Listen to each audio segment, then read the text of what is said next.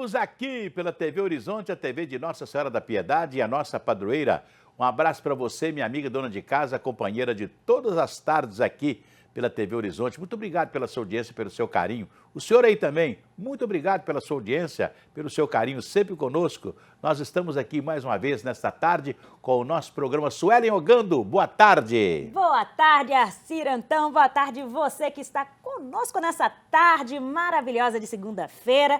Vale lembrar que queremos ter a sua mensagem aqui, queremos ter também a sua denúncia. Mande o nosso WhatsApp 31 996 80 29 10.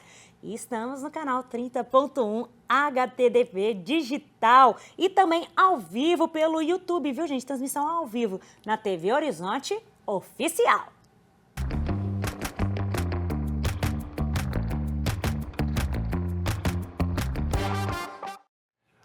Pois é, foi em março do ano de 2022, praticamente, nós tivemos um problema seríssimo no Brasil, que foi a pandemia. E, de repente, eu saí de casa numa manhã e fiquei online, né, fazendo programa de rádio, e deixei de vir aqui à televisão, a TV Horizonte, porque todo mundo se recolheu. Era a pandemia. Eu passei pelo centro da cidade, vi o Mercado Central fechado, as ruas desertas, me lembrei daquela música do Raul Seixas, O Dia que o Mundo Parou, né? Parece que ele era um daqueles, né? daqueles homens de muito conhecimento, né? E espiritualidade, que previu que um dia o mundo ia parar. E o nosso mundo parou. E eu fechei os olhos e falei assim, meu Deus, acho que Deus está nos dando um momento muito difícil, né? Com mortes e muitas mortes, mas para a gente ser melhor. Infelizmente, a pandemia acabou, comemoramos o fim da pandemia e o mundo não melhorou. As guerras continuam, as pessoas continuam se abusando da sua autoridade, da sua artilharia, do seu poderio militar, e ainda nós estamos em guerra. Guerra entre Rússia e a Ucrânia, né? A Rússia invadiu a Ucrânia. Agora uma guerra. Israel se defende do Hamas, que é mantido pelo pessoal do Irã, não só o Hamas, mas também o Hezbollah, que são mantidos pelo Irã para simplesmente agredir Israel. Israel responde à agressão. É uma outra guerra de Israel com o Irã. E agora entre os Estados Unidos e agora já mais a região ali, inclusive com o Catar, com a Arábia Saudita, que começam também a sofrer reveses do pessoal do Irã. Pelo amor de Deus, né? Quando eu pensei que o mundo ia ser melhor, infelizmente nós estamos em guerra. Pois é. Suelen, vamos agora com a denúncia? Vamos sim, Arcir. Olha, gente, o Giovanni Kraus, morador do bairro Novo São Lucas, ele mostra pra gente um buraco causado pela Copasa, e que a Copasa fez um buraco na frente de várias garagens de uma rua. Vamos conferir, então. Vamos lá. Aqui é Giovanni Mirra Kraus, morador da rua Dr. José Olímpio Borges, fazendo uma reclamação contra a Copasa. Eles furaram esse buraco aqui em frente ao condomínio, e um buraco de aproximadamente 1 metro de comprimento por 50 centímetros de largura, com uma profundidade aqui de meio metro. Vejam bem, olha, na porta das garagens aqui, ó, dificultando a acessibilidade de entrada de veículos aqui. Além disso, é uma rua de mão dupla, pequena. Vejam bem, os carros aqui têm que frear. Olha aqui a questão da segurança para crianças, idosos, bem próximo aqui do passeio. Fica essa água parada aqui, né?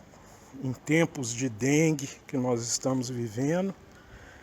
E tem 2 semanas que eles abriram esse buraco e não fizeram mais nada.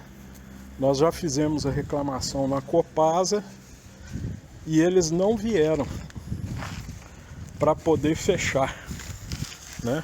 Tá aqui, ó, em frente ao condomínio aqui, ó, na rua Dr. José Olímpio Borges, em frente ao número 90.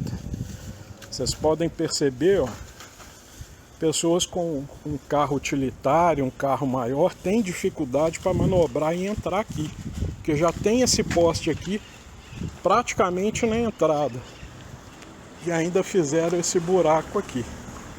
É uma vergonha o atendimento da Copasa. O serviço prestado pela Copasa está uma vergonha. Pois é, eu fico preocupado com isso, porque parece que há, dentro da própria Copasa, um trabalho para desacreditar a empresa diante da opinião pública, para facilitar a venda da empresa. Parece que é isso, né? Um dia eu ouvi o governador Romeu Zema falando mal da CEMIG. Ele que diz que tem um governo eficiente, um governo diferente e eficiente, né? Então nós tínhamos que ter uma Copasa eficiente para dar vazão à propaganda que ele instituiu no governo do Estado, que era um governo diferente e eficiente. Onde está a eficiência? Eu conhecia a Copasa, eu trabalhei na Copasa, essas coisas não demoravam 3 dias, 2 dias, se resolvia tudo isso, né? Infelizmente, parece que há um trabalho para desacreditar a Copasa diante da opinião pública para ser vendida mais rápido. Porque aí todo mundo vai falar assim, vende isso aí porque do jeito que está muito ruim. Parece que é, infelizmente. É difícil, né? É isso aí. Não é fácil, não. Gente, vamos direto da redação com o nosso jornalista, o repórter João Eduardo Santana. Olá, João, você traz notícias pra gente. Afinal de contas, teve um incêndio ou não teve um incêndio lá no TJMG, João? Conta pra gente. Oi, Suelen. Boa tarde. Boa tarde. Acir Antão, boa tarde. Agora, 5 horas mais 9 minutos, nossa saudação fraterna, afetuosa, você que nos acompanha no Ei Gente, aqui pela TV Horizonte, a emissora da padroeira de Minas, Nossa Senhora da Piedade. Graças a Deus, assim, Suelen, foi apenas um alarme falso que aconteceu durante a tarde desta segunda-feira na sede do Tribunal de Justiça de Minas Gerais, na Rua Goiás, que fica no centro de Belo Horizonte. O que aconteceu até o momento? As primeiras informações que dão conta de que um elevador do prédio teria caído, né? A informação que chegou nas redações aqui da capital é que um elevador teria caído dentro lá do TJ. Os bombeiros foram acionados para o resgate dessa possível vítima e o local estaria com uma fumaça saindo. Entretanto, essa informação não procedia, ela foi negada e os bombeiros constataram que não tinha acontecido nada disso. Havia um cheiro de borracha queimada próximo a esse elevador, o que levou aí a esse pânico dos funcionários do TJ. Mas não houve queda, fogo ou qualquer pessoa ferida, de acordo com nota divulgada agora há pouco pelo Tribunal de Justiça de Minas Gerais. Os bombeiros também atualizaram nessas informações, informaram que não constataram, melhor dizendo, nenhum incêndio ou vítima presa no elevador, apenas uma manutenção de rotina que estava, melhor dizendo, sendo dada nesse elevador do Tribunal de Justiça. Então, graças a Deus, Acir e Suelen, nesse caso, um alarme falso. Pois é, na Rua Goiás é o antigo Fórum Lafayette, é um Justamente. prédio mais antigo onde foi por muitos anos a sede do Tribunal de Justiça de Minas. Depois o fórum foi para a Avenida Augusto de Lima, né? Sim. Onde está até hoje lá, está inclusive em reforma. Reforma. E hoje o Tribunal de Justiça, né, eles compraram aquele prédio que foi da Oi, que foi da Telemig, né, lá na Avenida da Afonso Pena. Sim. Então, a sede do Tribunal de Justiça está lá, né? Justamente. Esse aí é hoje um apêndice do Tribunal de Justiça de Minas Gerais, o antigo Fórum Lafayette da Rua Goiás. Muito bem, é isso mesmo. Graças a Deus, Acir e Suelen, um alarme falso. Falou. Daqui a pouco o João volta com mais notícias pra gente. Obrigada, João. E daqui a pouco a gente volta. Vamos fazer um intervalo. Até já.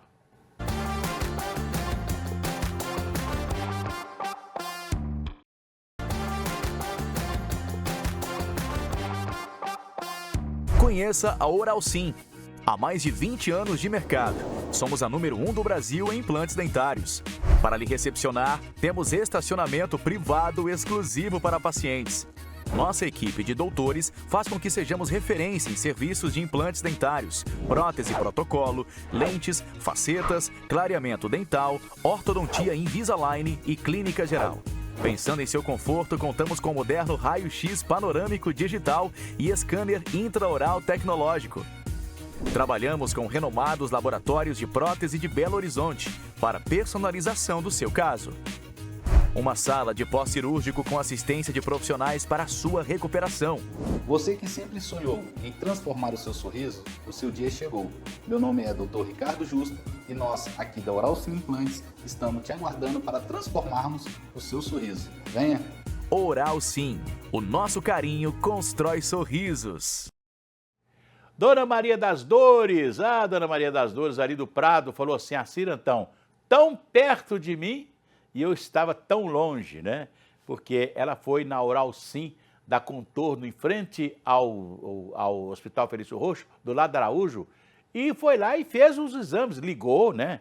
2117-3300, ela ligou, fez a consulta totalmente gratuita, identificaram o problema da boca dela e ela já está fazendo o tratamento na Oral Sim. Olha que beleza, Dona Maria das Dores, eu gostaria que todos vocês que estão aqui nos assistindo, tem algum problema dentário? Tem. 2117-3300, ligue agora e marca a sua consulta totalmente gratuita. Você pode fazer qualquer tipo de tratamento dentário, inclusive o implante dentário, que você faz e paga em 18 vezes, né? A Oral Sim tem 2 endereços, ali na Pedro II, 1890, esquina com a Ervalha, e também na Contorno, em frente ao Hospital Felício Roxo, do lado da Araújo. Agora pode ligar, 2117-3300, 2117-3300, ligue e tem uma consulta totalmente gratuita para identificar os problemas da sua boca, tá legal? É isso aí. E você vai sorrir bonito, maravilhoso, né? Aquele sorriso que só a Oral Sim te dá.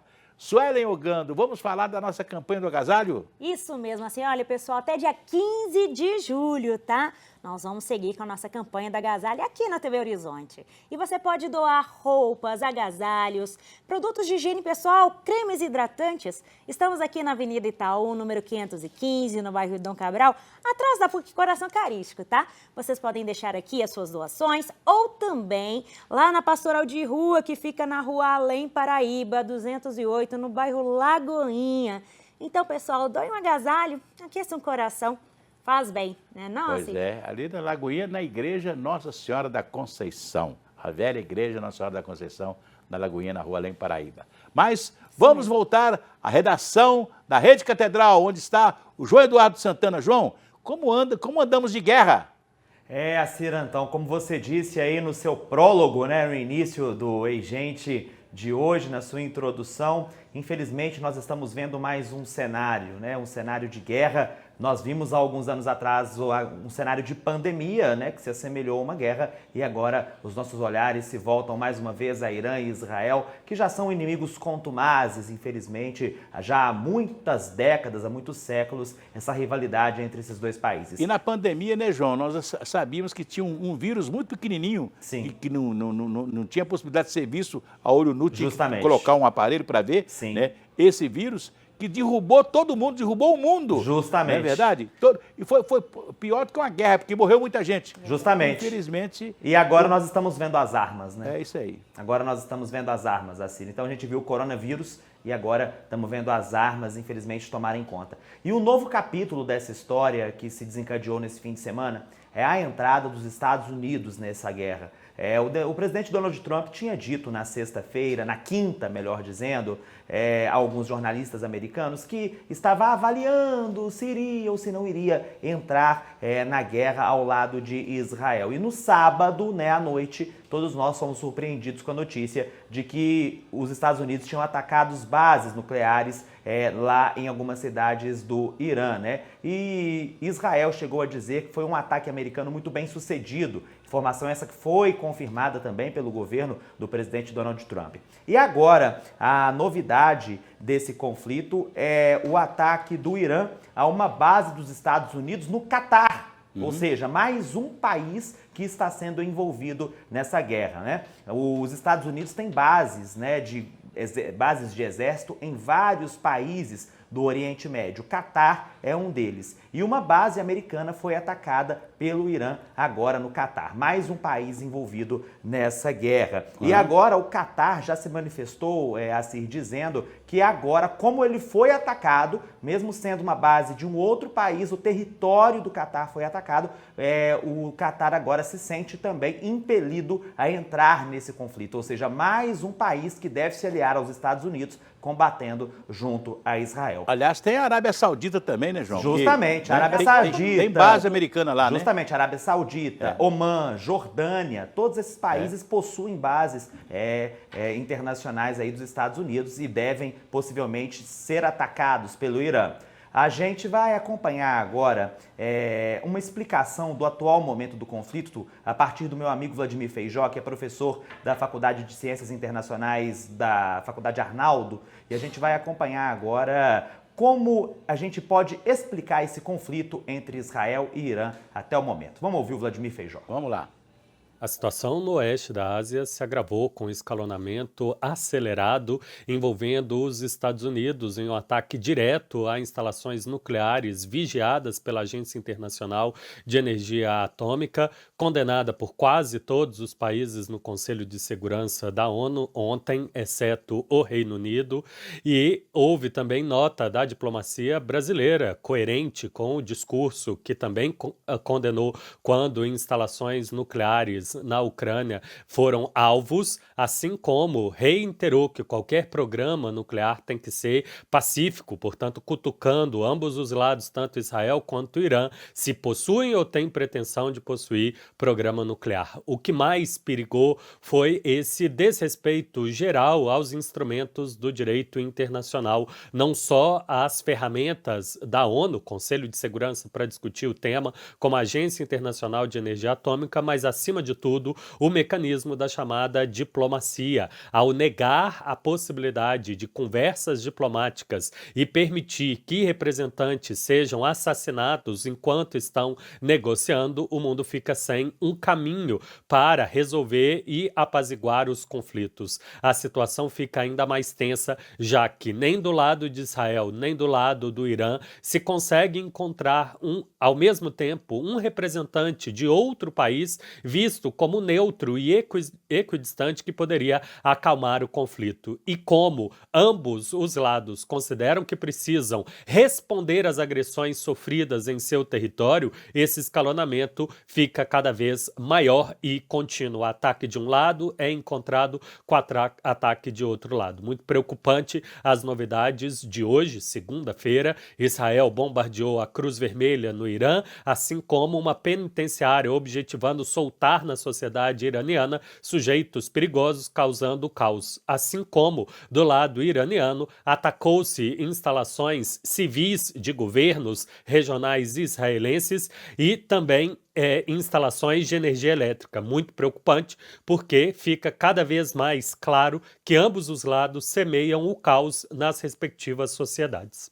Lembrando, Assir, esse foi Vladimir Feijó, professor de Relações Internacionais da Faculdade Arnaldo, nosso colunista aqui também na Rede Catedral de Comunicação Católica. Lembrando que o Brasil se manifestou na tarde de ontem através do Palácio do Itamaraty, afirmando que condenava, repudiava os ataques americanos, infelizmente, ao Irã. Atacava e condenava veementemente toda essa questão. E já o Ayatollah Ali Khamenei, que é o líder supremo do Irã, lembrando que o Irã vive uma teocracia já há muitos anos, né? A teocracia, para quem não sabe, a teocracia é um governo que está fundamentado na fé, na religião, ou seja, o líder máximo, ele é um religioso, ele não é um político e ele não é um eleito, né? O líder religioso, ele tem cargo vitalício. O Ayatollah Ali Khamenei, ele já nomeou, inclusive com medo de ser assassinado, ele já nomeou 3 novos substitutos para ele, caso ele seja assassinado. E ele está escondido, temendo aí uma retaliação dos Estados Unidos junto a Israel. São as informações de momento, viu, Assir Antão? Inclusive, o filho do Shah Reza Pahlavi, que foi antes o imperador do Irã, que foi deposto, né, pelo Ayatollah Khomeini, né? O filho dele, né, o Reza Pahlavi filho, já está preparado para reassumir o cargo de imperador do Irã, se por acaso, né, eles conseguiram derrubar. Aliás, nós tivemos aí um ataque, né, de Israel a um presídio onde estão os prisioneiros políticos, aqueles Justamente. que são contra a teocracia Justamente. lá do Irã, né? Lembrando a Cira e Suelen que o Irã era uma monarquia, né? E que uma monarquia que foi derrubada e se tornou uma teocracia. Uma monarquia democrática, com primeiro-ministro, com eleições. E aí os regimes totalitários aí, religiosos acabaram assumindo o poder. Mulher lá hoje tem que usar burca. Justamente. Se sair de casa fora de burca, se mostrar o cabelo, é pena de morte. É isso aí. Ô, João, agora fala mais pra gente. Você está trazendo notícia agora sobre o Detran, não é isso? O que aconteceu? Vai acabar o Detran em Minas Gerais? Não, Suelen, não o Detran em Minas Gerais, mas a Delegacia de Trânsito aqui de Belo Horizonte. Aquela delegacia costumeira que nós que acompanhamos pauta policial conhecemos muito bem ali na Avenida João Pinheiro, né, no centro de Belo Horizonte. Aquela delegacia que é muito comum, né, para quem tem avarias, né, sofre problemas aí de veículo ou passa por um problema de crime, tem o carro roubado, furtado, sempre vai à delegacia do Detran. Por conta da dificuldade das demandas, por conta da demanda está muito pequena para essa delegacia, a Polícia Civil de Minas Gerais comunicou esse fim de semana que a delegacia, né, o DECITRAN, a Delegacia de Crimes de Trânsito aqui de Belo Horizonte, será fechada a partir da próxima quarta-feira, dia 25 de junho. Todas as demandas dos crimes relacionados a trânsito em Belo Horizonte serão, a partir da próxima quarta-feira, repassadas às 4 delegacias de plantão de Belo Horizonte. Quais são elas? A Ceflan 1, que fica no bairro Alípio de Melo, a Ceflan 2, que fica ali no bairro Floresta, né? A Ceflan 3, que fica ali no bairro Santa Teresa, e a Ceflan 4, que fica na região do Barreiro. Então, as 4 delegacias de plantão de Belo Horizonte, elas estarão recebendo esses crimes relacionados a trânsito, e não a delegacia conhecida como Delegacia do Detran, lá no bairro João Pinheiro. Lembrando que essa mudança vale a partir das 0 hora da próxima quarta-feira, dia 25 de junho. Então, fique atento. A Cirantão. Pois é, João, o governador que já privatizou os serviços do Detran, né? Hoje os serviços do Detran que eram feitos pelo Detran estão todos privatizados, né? Sim. A única coisa que restava era a delegacia de trânsito, né? Justamente. Daqui um dia ele vai privatizar a polícia também. Então tá bom, João, obrigada. Daqui a pouco ele volta com mais notícias. Daqui a pouco a gente volta.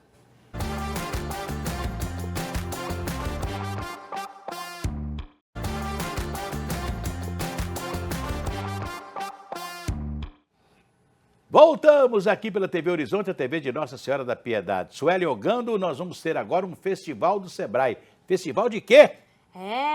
Olha assim, 53% dos empreendedores, eles pretendem, tá, gente, expandir ou aprimorar as suas operações. Estou pensando nisso, o Sebrae vai organizar dia 25 e 26, agora de junho, o evento chamado Festival 2025. Mas quem vai contar mais detalhes pra gente é a analista do Sebrae, a Raíssa Soares. Seja bem-vinda, Raíssa, tudo bem? Raíssa, e esse encontro vai ser no Minas Centro. Isso em frente ao Mercado Central. Isso mesmo, nos dias 25 e 26. Muito bem. O que vai ter lá? Quais são as pautas que vão ser discutidas? Conta pra gente. Olha, gente, o Festival Sebrae é um evento que pretende mesmo reunir, né, conteúdos para os nossos empreendedores acerca de finanças, marketing. Esse ano nós estamos muito voltados também para a inovação. Então, nós temos grandes nomes para tratar esse tema junto com a gente, né? Então, por exemplo, um cara que tem um restaurante, um pequeno restaurante, ele quer crescer. Aí ele vai lá no Sebrae. O Sebrae vai dar o caminho a ele, por exemplo, de um financiamento, do empréstimo que ele pode pedir, por exemplo, no Banco de Desenvolvimento, o caminho para ele buscar recursos para poder melhorar o negócio dele?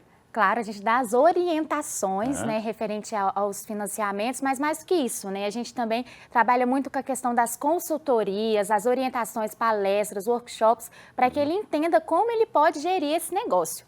Né, que é importante também, inclusive o EFEST ele também traz algumas palestras para esse tema, porque a gente entende a dificuldade e a importância de tratar desses temas nos dias atuais também. Aliás, você falando em restaurantes, bares e restaurantes, eu vi aqui um comerciante reclamando que os ônibus, naturalmente, tinham um horário especial na pandemia, não é verdade? E de repente esse horário especial continua até hoje. E hoje os restaurantes estão prejudicados porque não pode funcionar até mais tarde, porque os funcionários têm que pegar o ônibus para ir embora para casa. E não tem ônibus de madrugada, né? Infelizmente. Né? É complicado. Isso aí. Ô, Raíssa, por falar em complicações, quais são os principais desafios, inclusive, que o Sebrae enxerga e que possa estar colaborando junto com esses empreendedores? Olha, como eu mencionei, as finanças é um problema atual, a inovação, porque cada dia o mercado ele tem que se atualizar para acompanhar as tendências. Mas explica pro pessoal de casa inovação, porque às vezes a dona de casa fala assim, inovação, mas é o quê? É um aplicativo? O que vem a ser? Inovação é quando a gente entende ali o nosso negócio, entende como a gente pode aprimorar um serviço, uma demanda, uma entrega. Então é a gente se atualizar quanto às tendências mesmo, né? Inclusive o eFestival ele vem com essa pegada. A gente até tem um aplicativo, né? Porque são mais de 50 palestras nos 2 dias. Então, o cliente ele consegue entrar nesse aplicativo, ele consegue ver quais temas ele está tendo mais dificuldade atualmente e, assim, ele ir organizando a sua grade de horários para que ele consiga acompanhar cada um desses conteúdos, sabe? Então, a inovação está até nisso, né? Porque antigamente a gente tinha aquela programação, papel, e a gente pensou nesse formato, né? Inclusive, os clientes que se inscreveram, eles já conseguem acessar o aplicativo, né? Que chama eFestival Sebrae, e ele já consegue ali selecionando quais temas, porque são palcos simultâneos, né? Nós temos 5 palcos de conteúdo. Legal. Então, ele consegue ali selecionando os seus horários, o que ele precisa e se organiza para conseguir atender e entender cada um dos tópicos do nosso evento. E ainda dá tempo de fazer inscrição? Como é que funciona? Claro, ainda temos vagas, né, ingressos, é festival.sebraemg.com.br e os clientes conseguem se inscrever diretamente por lá. Ele não precisa fazer inscrição antes ou ele já chega e já pode ter essa assessoria especializada já tão logo ele entra no evento? Olha, tem que fazer a inscrição antes, até para a gente controlar, né? Até que dia? Porque o evento é dia 25 e 26. Qual que é o prazo final da inscrição? Olha, hoje a gente já estima, nós já estamos ali nas últimas vagas, né? Então acreditamos que hoje ali a gente já chega no encerramento. Então você que está nos acompanhando, corre, já faz a sua inscrição, porque as vagas são limitadas. Muito bem. Beleza, é isso aí. Então, sucesso para vocês. Obrigada, muito obrigada. Demais. Muito obrigada, viu, gente? E fica aí a dica, então. É isso aí. Nós vamos para um breve intervalo e voltamos já já. Daqui a pouco, até já.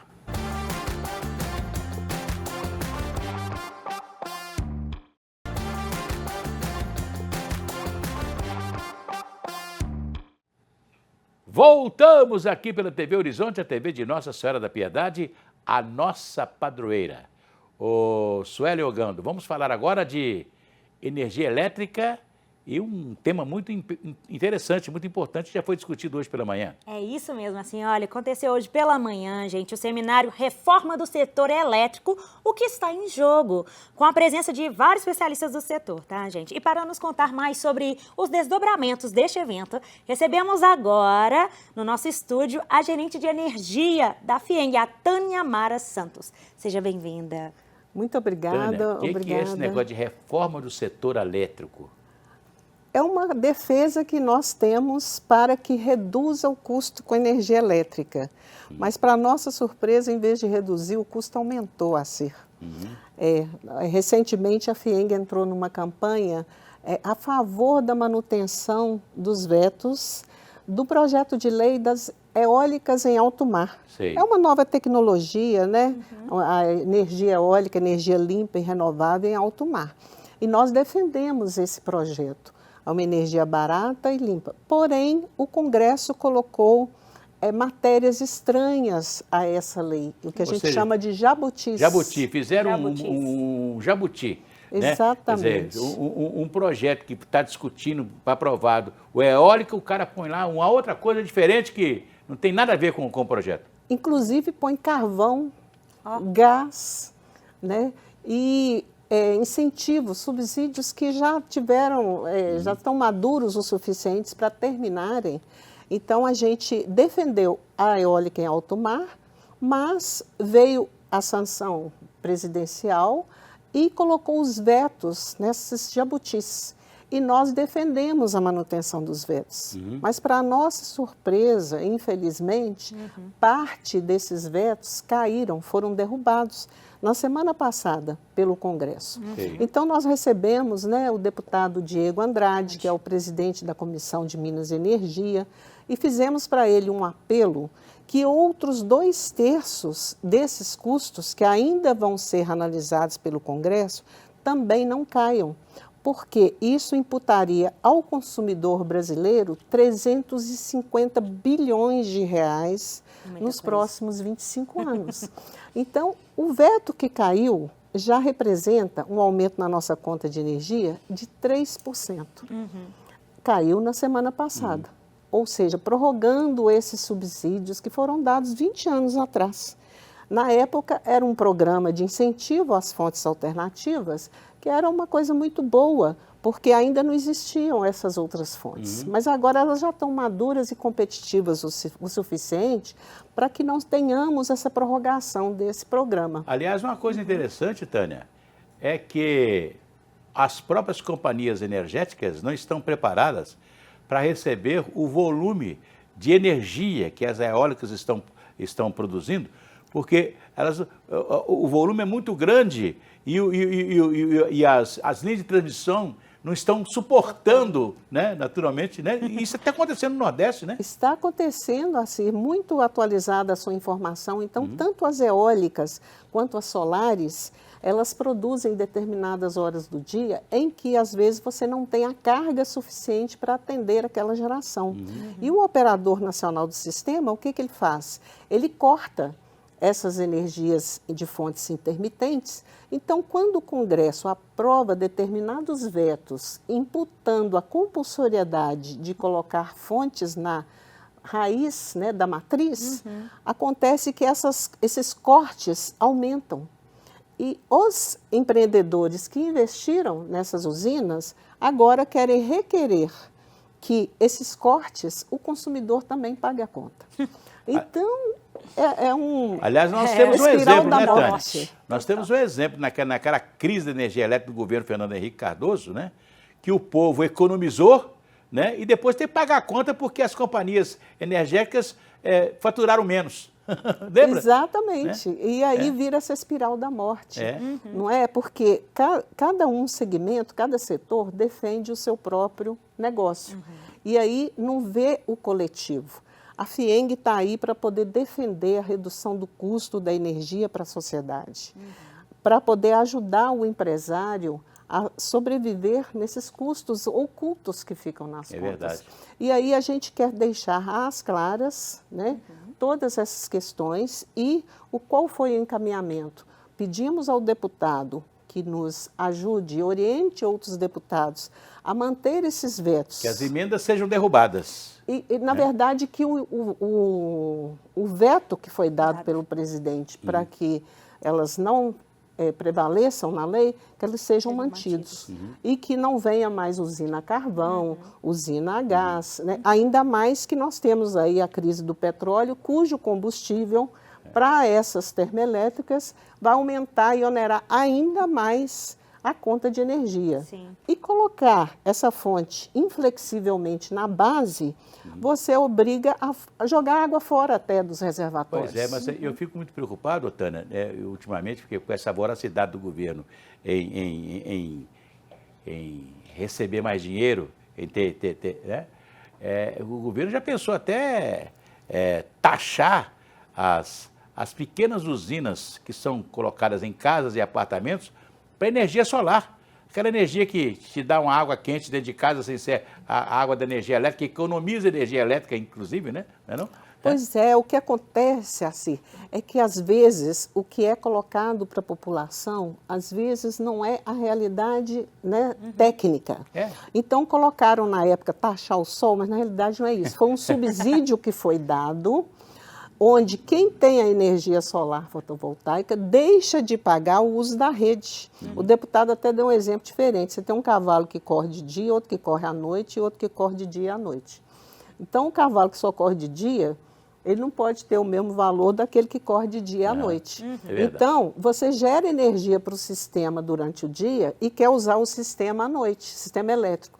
Muitas vezes, aquela padaria que não tem às vezes, uma energia disponível na rede, é porque tem limitação provocada por excesso de geração de energia solar. Lembrar que nós, né, tivemos um fato muito marcante na vida de Belo Horizonte, lá na década de 40, que quando fizemos a cidade industrial, ela teve que ser doada para Contagem para poder receber energia de gafanhoto na época, porque Belo Horizonte não tinha capacidade para gerar energia para a cidade industrial. A partir daí veio a ideia de se ter uma companhia de energia elétrica, como foi a CEMIG, né? Exatamente. Criada por Juscelino Kubitschek. Exatamente. Né? Então, todo o entorno, na época, a Mannesmann, né? Que nasceu, a CEMIG nasceu junto, e aí E só existe a geração de energia elétrica, ela só tem razão de existir se tiver carga. É verdade. Né? Então, isso tudo tem que ser feito planejadamente, por meio da nossa empresa de planejamento energético, de pesquisa energética, que olha onde vai haver o crescimento, e não pode ser o legislador e o executivo que pode entrar nessa questão sem haver uma ampla discussão com a sociedade. Uma pergunta curiosa, né? A gente falou da energia que é gerada durante o dia com sol, e o Brasil tem sol de sobra, né? Então, nós estamos gerando energia, né? Não pode, nesse momento, por exemplo, a energia que é gerada através da água, né? Não pode fechar-se as comportas, porque nós temos um excesso de energia gerado pelo sol, e esse comporta só vai abrir à noite, porque é a hora que o sol vai embora. Mas isso já acontece, sabe? Assim, e o que acontece é que aquela rampa que acontecia na época da Copa do Mundo, que todo mundo estava vendo televisão e depois todo mundo ia desligar, né? Ia ligar chuveiro, abrir freezer e etc. Aquela rampa que acontecia de 4 em 4 anos, ela agora acontece todos os dias. E o operador nacional do sistema, por quê? Porque exatamente o sol deixa de gerar energia de uma hora para outra e você entra com tudo com as usinas hidrelétricas. E aí, muitas vezes, você tem que cortar essa energia intermitente, a eólica e a solar, porque senão o sistema não fica de pé. Então, virou um samba do crioulo doido, lembrando aí, né, daquelas músicas de fazer a gestão do sistema, a operação do sistema. Virou uma espiral da morte. Nós temos um sistema eólico lá perto de Diamantina que não funciona mais. Não, aquela foi a primeira usina. Foi uma experiência que Minas não tem. Não? Minas tem um potencial eólico, porque o mesmo vento que venta aqui, venta no sul da Bahia. O vento que venta aqui é o vento que venta lá, exatamente, já dizia o Tal Foves, né? Exatamente. O vento que venta aqui é o vento que venta lá. Isso mesmo, assim. E aí o que acontece é que, obviamente que a infraestrutura aqui mais montanhosa e tudo, o investimento na logística para se erguer aquelas pás gigantes é maior o custo do que é lá no Nordeste. Mas aqui nós temos, sim, projetos de eólica. Eu imagino, por exemplo, se a pessoa a Serra do Curral tivesse ali uma eólica ali, porque ali está no alto, onde tem vento, né? Exatamente. Potencial nós temos, né? Temos qualidade do vento também. Então, o encaminhamento é que a gente continua defendendo que os vetos que foram colocados sejam mantidos para que a nossa conta não aumente mais 6%. Quem vetou as emendas foi o governo federal, na hora que foi o presidente Lula sancionar o projeto. Exatamente. Aí vetou. Ele vetou. E o veto tem que ser mantido. O veto tem que ser mantido. 1/3 dele caiu na semana passada. E a nossa batalha é para que esses outros 2/3 não venham para a conta, significando como se a gente tivesse 25 anos de bandeira vermelha. Aliás, como você fala, reforma do setor elétrico para as indústrias, etc., porque eu fico olhando, né, até hoje nós não tivemos capacidade de fazer um plano, né, um plano para a indústria, né? Essa reforma podia entrar no plano da indústria, porque a indústria tem que ter uma certa condição de, pelo menos, porque ela vai gerar emprego, vai gerar imposto, vai gerar vida para uma cidade, não é verdade? Exatamente, né? E aí você falou tudo, porque a medida provisória 1300, que trata da reforma do setor elétrico, ela traz mudanças que podem encarecer a conta para o industrial. Encarecer a conta para o industrial significa aumentar o pãozinho, a carne, o leite. Aumentar tudo. Tudo, porque tudo depende de energia elétrica. Verdade. Tânia, nós já estamos acabando o nosso quadro, mas eu gostaria que você falasse para o pessoal que a gente até comentou aqui nos nossos bastidores, né? Que eu estou com um problema na minha indústria, como é que eu resolvo? Então fala para o pessoal qual que seria a prestação de serviço. Primeira coisa tem que ser da FIENG, né? Porque a FIENG tem os padeiros estão na FIENG, né? Exatamente. Todas as empresas estão na FIENG, né? Todas as empresas que tiverem... é o estuário do empresário, daquele que quer produzir, não é verdade? Exatamente. Né? Então, a FIENG está à disposição para auxiliar todas as empresas que desejem reduzir o custo com a energia elétrica ou resolver qualquer demanda com a CEMIG.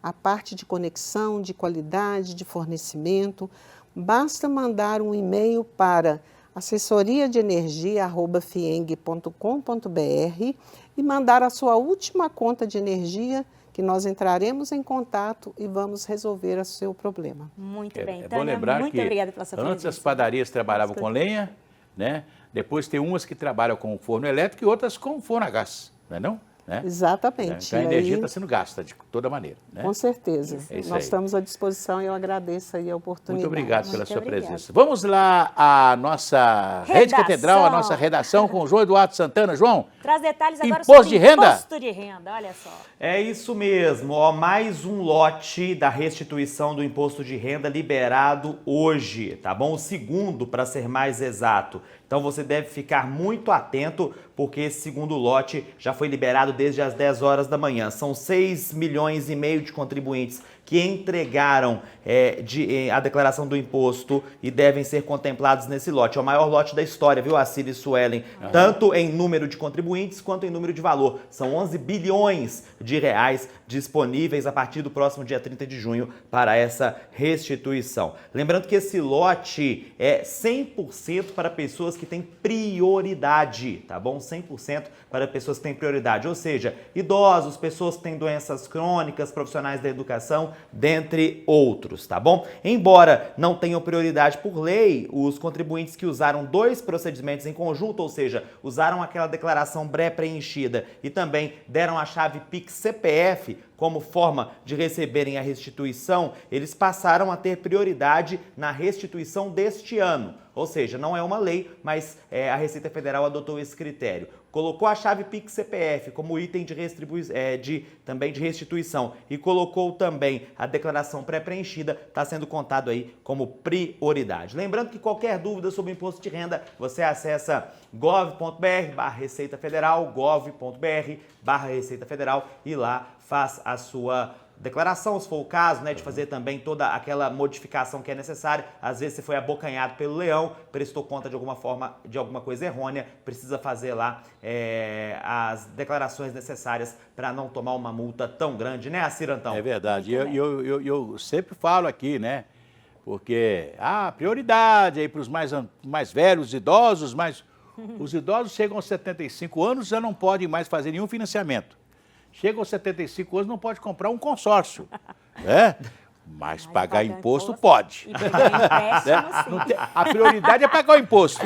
Não é fácil não, né, Assir Chega aos Antão? 75 anos e não tem direito de fazer mais nada, mas pode pagar imposto. Não é fácil E outra não, coisa, não é fácil não. compra remédio e o remédio nunca é deduzido do imposto que o sujeito paga. É complicado. difícil. O governo tem que rever essas questões aí, afinal de contas, Aliás, a se eu população fosse um brasileira... deputado federal, eu ia brigar por isso, né? Se o cara aos 75 anos não pode fazer um financiamento bancário, não pode fazer financiamento de casa, não pode comprar um consórcio, não pode comprar nada, por que ele paga imposto? Justamente. Aos 70 anos não precisa de votar, não é verdade? Justamente. Né? Aos 70 anos, não, você está livre de votar aos 70 anos. Vamos rever esses quesitos e vamos colocar a Assir Antão para deputado. É isso Muito aí. bem. Então tá bom, João, Mas eu não obrigado. quero ser- João volta mas eu não amanhã. quero ser político, viu, irmão? Gente, o João está amanhã apresentando aqui. Te vejo então na quarta-feira, junto com a Assir. Isso aí. Então, pessoal, muito obrigado pela sua audiência. Lembrando, nós estamos no canal 30.1, HTTV Digital, sempre com transmissão ao vivo pelo YouTube. Então, sempre mande esse recadinho aí para suas amigas, seus amigos estarem com a gente aqui no E às 19 horas nós teremos o Placar Horizonte, um programa de esporte muito gostoso que é transmitido pela TV Horizonte e pela Rádio América. E agora nós vamos com o nosso arcebispo metropolitano, Dom Valmor de Oliveira Azevedo, com Mãe Maria. Vamos rezar com ele? Até mais.